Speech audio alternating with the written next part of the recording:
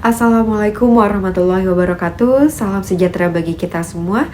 Om Swastiastu, Namo Buddhaya, salam kebajikan. Perkenalkan saya Monica Dewi, peserta Latsar Gelombang 2 Angkatan 12 Kelompok 4. Izin berbagi informasi mengenai kegiatan Latsar yang telah saya lakukan. Saat ini saya akan menampilkan bentuk dari sosialisasi atas aktualisasi Latsar yang telah saya lakukan kepada para dosen, khususnya di lingkungan Fakultas Ekonomi Universitas Negeri Jakarta. Selamat menyaksikan. Assalamualaikum warahmatullahi wabarakatuh. Waalaikumsalam. Selamat malam Bapak Ibu.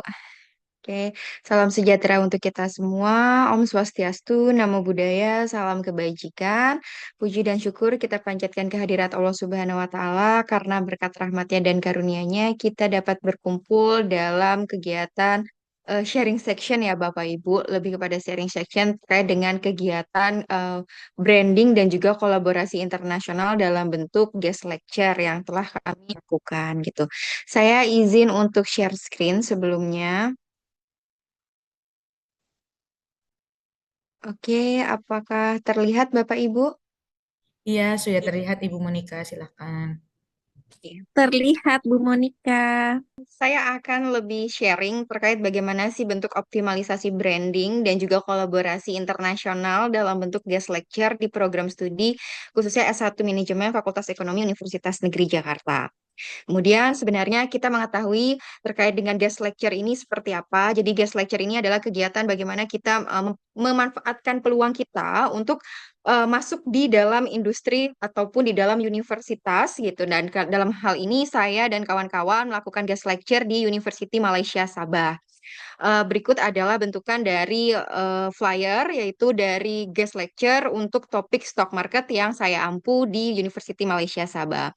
Nah, kegiatan guest lecture ini sebenarnya sangat penting ya Bapak Ibu terkait dengan bagaimana kita memperoleh wawasan yang baru, pengalaman yang baru, kemudian kita bisa membranding tidak hanya dalam lingkup program studi, tapi dalam guest lecture ini sebenarnya kita bisa membranding, kemudian kita bisa memperkenalkan apa yang kita miliki, baik itu dalam personal maupun untuk program studi, lalu untuk Fakultas Ekonomi Universitas Negeri Jakarta.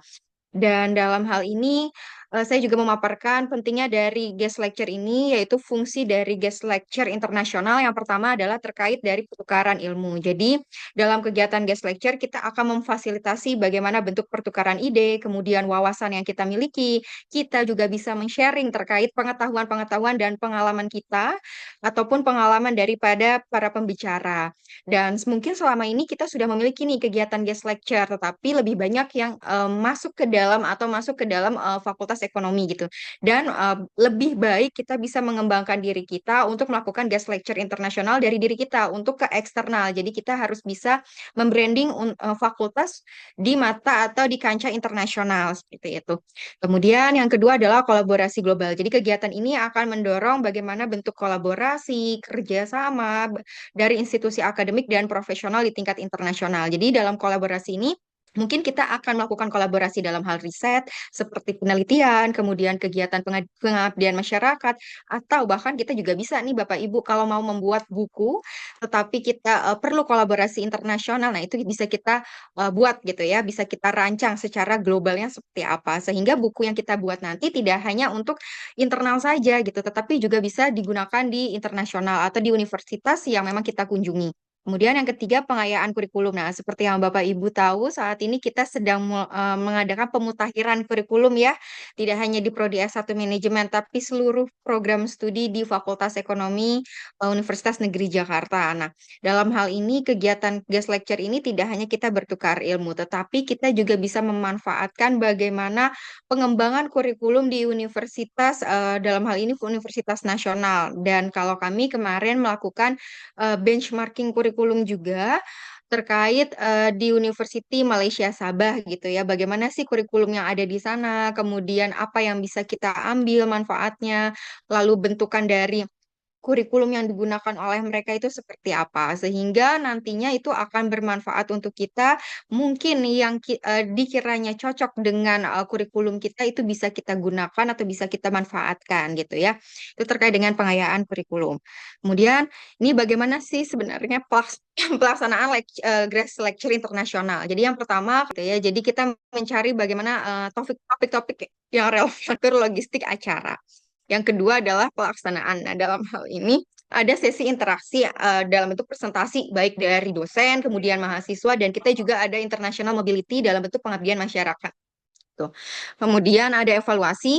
Nah, kalau saya kemarin kuesioner, jadi saya membagikan kepada sekitar 76 mahasiswa yang saya memberikan pengajaran gitu ya untuk memperoleh umpan lecture. Kalau selama ini yang saya tahu kita kan hanya melakukan kegiatan ke arah internalnya saja ya. Tetapi bagaimana sih sebenarnya tanggapan dari mahasiswa internasional kalau kita melakukan pengajaran di lingkup universitas mereka gitu ya. Jadi kemarin saya melakukan penyebaran kuesioner untuk mengetahui apakah sebenarnya mereka menyetujui adanya guest lecture, bagaimana kualitas guest lecture yang kami berikan, kemudian kira-kira saran yang mereka berikan kepada kami itu apa sebagai guest lecture gitu ya, supaya kita bisa membranding, kita bisa mengetahui apa yang lebih dan apa yang kurang sehingga bisa ditingkatkan gitu. Dan nantinya harapannya adalah guest lecture ini bisa berjalan lagi, tidak hanya di Prodi S1 Manajemen, tetapi juga di prodi-prodi lain di Fakultas Ekonomi Universitas Negeri Jakarta.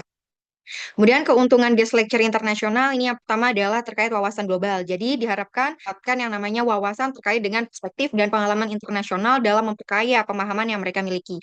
Karena kalau kita melihat ya Bapak Ibu, di mana saat ini kalau kita hanya belajar dalam lingkup fakultas atau paling nggak lingkup prodi saja gitu ya. Nah, kita penting gitu mengetahui bagaimana sih sebenarnya bentukan dari manajemen atau financial management. Saya kebetulan mengampu financial management khususnya untuk stock market. Bagaimana sih sebenarnya financial management yang kita pelajari di kampus dan yang kita berikan kepada mahasiswa, tetapi kita bandingkan nih dengan yang ada di University Malaysia Sabah. Bentukannya seperti apa? Bagaimana bentuk pemahaman mereka? Bagaimana seorang dosen bisa memberikan materi-materi dengan sangat baik kepada mahasiswa. Jadi kita bisa mempelajari satu sama lain.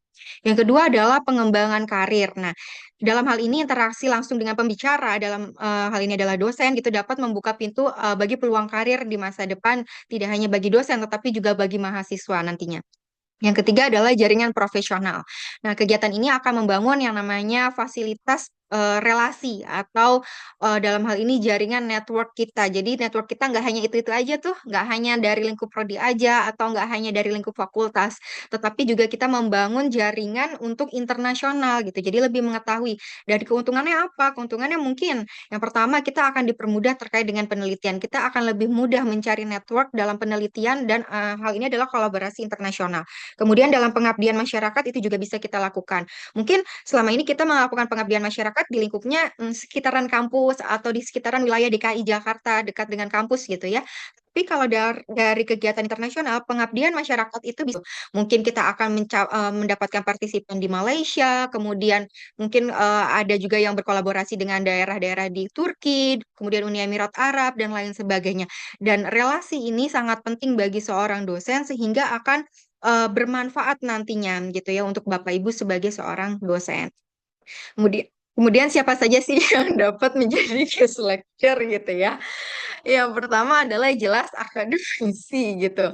Kemudian adalah praktik dari industri, yaitu kita bisa juga mengundang dalam hal ini industri, yaitu misalnya praktisi ya, untuk melakukan yang namanya guest lecture. Kemudian adalah pemimpin organisasi gitu, pemimpin organisasi non-profit atau pemerintah itu bisa kita manfaatkan untuk melakukan yang namanya guest lecture. Dalam hal ini untuk menunjang wawasan kepemimpinan dan dampak sosial. Jadi kalau kemarin kami juga melakukan pengabdian masyarakat gitu ya sebagai branding kita. Nah, guest lecture kita salah satunya adalah dari anggota DPR gitu yang beliau memberikan pemaparan atau memberikan materi terkait dengan pengabdian masyarakat khususnya untuk UMKM. Kemudian pakar bidang yaitu dalam hal ini pakar dari berbagai disiplin ilmu dapat menyajikan topik terkini dan menarik bagi mahasiswanya. Oke, Keberlanjutan dari guest lecture internasional itu sebenarnya apa? Tidak jauh dari keuntungan atau tidak jauh dari fungsinya ya. Yang pertama adalah kemitraan strategis. Kami jadi bisa membangun yang namanya kemitraan, membangun network untuk jangka panjang dengan institusi, dalam hal ini bisa universitas ataupun industri yang nantinya ke depannya diharapkan bisa juga melakukan guest lecture. Yang kedua adalah dukungan pendanaan, yaitu mengupayakan dukungan pendanaan yang berkelanjutan untuk kegiatan guest lecture. Lalu ada integrasi kurikulum, di mana jelas ketika pemutakhiran kurikulum kita bisa memperoleh manfaat lebih banyak, ilmu lebih banyak, bagaimana bentuk pemutakhiran kurikulum yang baik yang bisa diterapkan oleh program studi. Kemudian keterlibatan dari alumni, di sini bisa juga kita melibatkan alumni sebagai pembicara atau untuk membangun hubungan jangka panjang. Kalau di program studi manajemen, kami ada yang namanya alumni talk, nah itu atau alumni connect, yang itu juga bisa dijadikan sebagai guest lecture nantinya, di mana itu akan bermanfaat untuk mahasiswa dan pengembangan terkait pengetahuan mereka yang diperoleh di kampus dengan yang ada di industri saat ini gitu ya. Karena basically ketika kita mengajar itu bukan hanya kita mentransfer ilmu yang ada di buku, tapi kita juga bisa mengajarkan dalam bentuk praktiknya seperti apa, kemudian kegiatan di dunia profesional itu seperti apa. Karena kita menyandingkan yang namanya tidak akan tercapai terkait dengan capaian pembelajarannya. Karena nantinya mahasiswa kan pasti akan bekerja. Ketika mereka lulus, mereka akan bekerja. Dan ketika mereka bekerja, bagaimana sih mereka bisa cepat tanggap terkait dengan pekerjaan-pekerjaan mereka yang diberikan oleh industrinya. Sehingga kegiatan guest lecture dilakukan oleh pakar dari bidang, tetapi juga daripada alumni yang lulusan dari Universitas Negeri Jakarta. Tingkatan wawasan sudah jelas terkait dengan bagaimana perspektif baru dan pemahaman yang lebih mendalam. Kemudian inspirasi dari karir. Dengan kemudian kita misalnya dari internasional kita punya koneksi terkait dengan industri internasional misalnya. Nah, kita bisa memanfaatkan untuk apa? Menginspirasi terkait dengan karir. Jadi memicu minat dan aspirasi dari mahasiswa yang kita miliki. Kemudian jaringan profesional ini terbangunnya koneksi dan kolaborasi antara mahasiswa, dosen dan juga pembicara atau tamu terkait dengan internasional seperti itu. Nah, dari kegiatan guest lecture ini kemarin saya sudah memberikan kuesioner kepada mahasiswa yang ada di University Malaysia Sabah. Sebenarnya banyak sekali, saya memberikan sekitar 30 pertanyaan kepada mereka, 30 pernyataan kepada mereka terkait dengan bagaimana pelaksanaan dari guest lecture itu sendiri untuk di University Malaysia Sabah. Nah, ini adalah tanggapan dari mereka.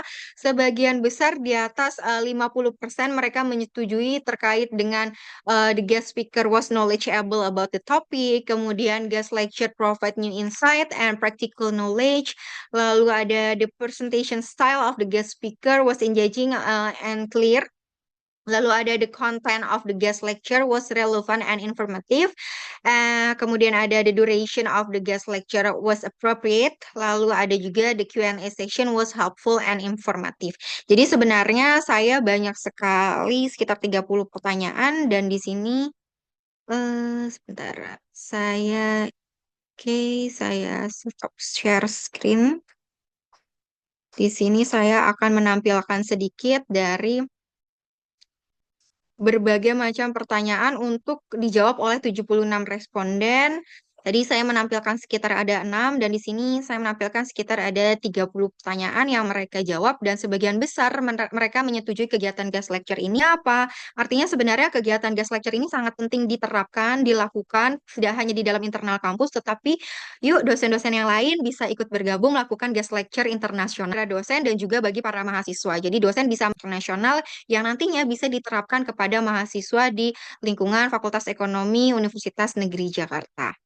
Oke, ini terkait dengan presentasi saya dari optimalisasi branding dan kolaborasi internasional khususnya dalam kegiatan guest lecture. Sehingga kegiatan ini saya harapkan bisa bermanfaat tidak hanya bagi saya dan juga kawan-kawan yang sudah berangkat melakukan guest lecture, tetapi juga bagi Bapak Ibu yang nantinya akan mengikuti guest lecture di kemudian hari. Dan harapannya jelas ini ada keberlanjutannya. Jadi keberlanjutan dari hal ini ya tadi ya balik lagi kita memperoleh yang namanya kolaborasi internasional dan pengalaman yang lebih besar di dalam dunia internasional. Baik, sekian presentasi yang bisa saya berikan terkait hal ini. Kurang lebihnya mohon maaf. Wassalamualaikum warahmatullahi wabarakatuh. Terima kasih kepada yang sudah menonton aktivitas dari sosialisasi mengenai aktualisasi Latsar yang saya lakukan. Semoga bisa bermanfaat untuk kita semua. Dan wassalamualaikum warahmatullahi wabarakatuh.